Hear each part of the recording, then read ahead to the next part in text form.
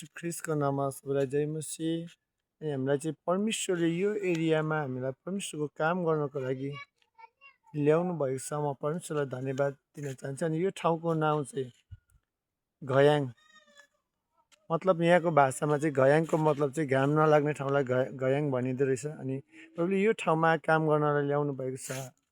परमेश्वरलाई धेरै धेरै धन्यवाद भएको छ। अनि आज हामीले नसोचेको ठाउँमा, हामीले यो ठाउँमा जीवनमा आउने कल्पना पनि गर्न सकेको थिएनौँ है।